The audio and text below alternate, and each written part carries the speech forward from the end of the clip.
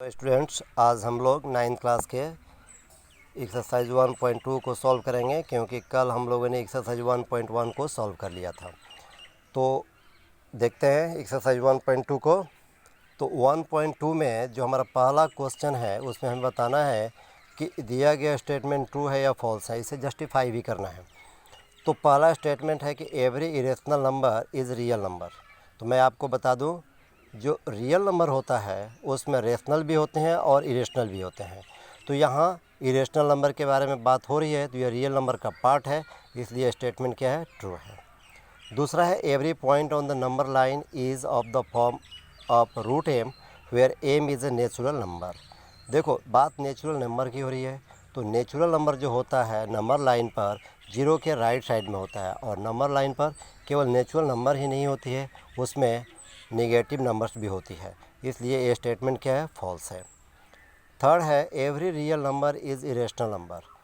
तो जितने भी रियल नंबर की बात हो रही है कि वह इरेशनल होती है, तो ऐसा सही नहीं है, क्योंकि रियल नंबर में रेशनल नंबर भी आते हैं और इरेशनल नंबर भी आते हैं, इसलिए स्टेटमेंट क्या है, फॉल्स है। दूसरा क्वेश्चन है are the square root of all positive integers irrational? If not, give an example of the square root of a number that is rational number। तो जितने भी पॉजिटिव इंटीजर्स हैं उनका स्क्वायर रूट इरेशनल होता है? No, ऐसा नहीं होता है, क्योंकि हम लोग ऐसे बहुत सारे एग्जाम्पल दे सकते हैं जिनका स्क्वायर रूट रेशनल होता है। जैसे मैं एग्जांपल लेता हूँ रूट 4 को। रूट 4 का जब स्क्वायर रूट निकाला जाएगा तो 2 आएगा, जो कि एक रेशनल नंबर है। उसी प्रकार रूट 9 का निकालते हैं तो 3 आएगा, वो भी एक रेशनल नंबर है।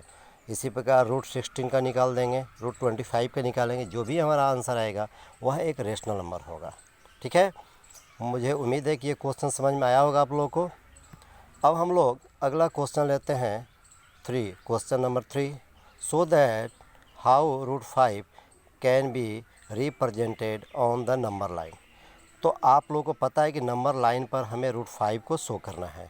आपको पता है कि जीरो के राइट साइड में पॉजिटिव नंबर्स होते हैं।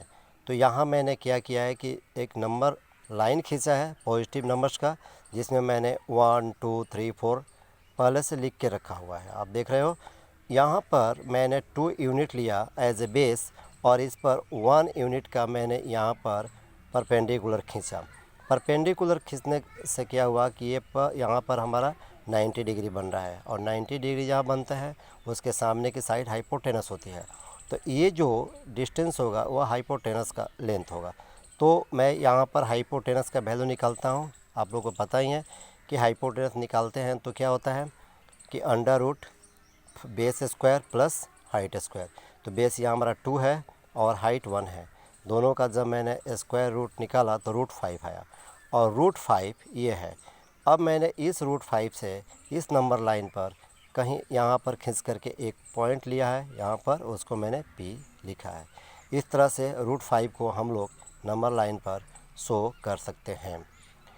इस एक्सरसाइज से संबंधित किसी भी तरह की अगर कोई समस्या होगी आपको, तो आप मुझे इस नंबर पर कांटेक्ट कर सकते हैं, और इस एक्सरसाइज को रिवीजन करना है घर पे बैठ के, साथ ही इसका फेयर भी कंप्लीट करते जाना है।